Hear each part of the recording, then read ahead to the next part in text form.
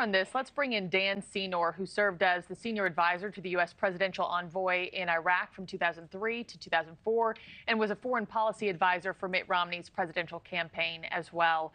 Dan, thanks for being with us this morning. Good to be with you.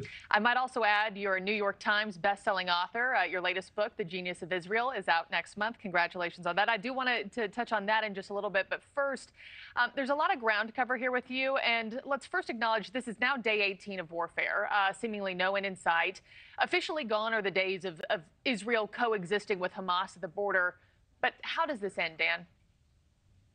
Well, the most important thing is Israel did not choose the timing of this war. For the last couple of decades, Israel has had a sort of practical understanding, if you will, that Hamas, tragically, ever since Israel left Gaza in 2005 and then Hamas took over Gaza in 2007, both sides had learned to sort of live with each other. They'd had violent skirmishes. It's sort of odd to say you learn to live with an entity whose in its charter swears to your destruction. But be that as it may, the Middle East is a complicated place. So for 2 decades, Israel learned to live with Hamas on its border. There'd be military skirmishes every couple of years. You all would cover it. Rockets would get fired. Israel would respond militarily, and then things would calm down. What happened on October 7th was a whole other level. Hamas engaged in full-on war, engaged in tactics that are reminiscent of the Nazi era of the 1930s and 40s, or of the ISIS era, closer to this time into the 2000s. Pure barbarism. Beheadings, rapes, systematic hostage taking, systematic body burning, live body burning. I met with the parents last night of a 23-year-old boy who's been taken hostage. You just can't imagine these stories. Yeah, so at this point, Israel's only choice is to eradicate Hamas. Just get them out of Gaza. They cannot have this entity on its border. No civilized nation would accept an entity like Hamas, given what it did on October 7th on its border.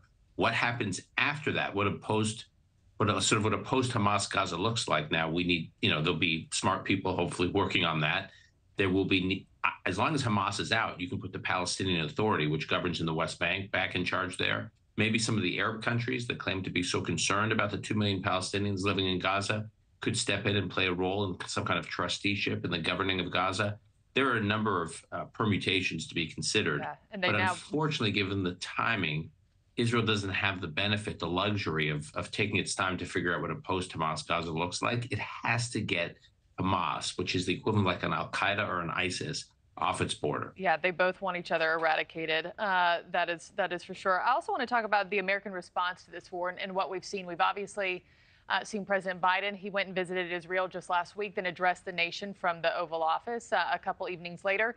Several commentators have referred to President Biden's strategy in Israel as bear hug diplomacy. What does that mean? And is it fair to describe the president's approach in such a way? Yeah, I was initially enthusiastic or supportive of President Biden's initial steps. I thought his first couple of statements were terrific. He basically signaled to Israel that he was going to lock arms with Israel. He had Israel's back. His trip he made to Israel, to a war zone, meeting with the war cabinet was both operationally important but symbolically important too. I think it sent a message to bad actors in the region. So that's the good news. If, however, as the report suggests, that this was just an effort to give, the optics of support and give cover that would ultimately give cover for pressure that the Biden administration was putting on Israel behind the scenes, that is really worrisome. Now, I don't know all the details yet. We do know that the administration is pushing the Netanyahu-led government, the war cabinet, to delay any invasion into Gaza, or maybe to tamp down its plans for what it actually wants to do in Gaza.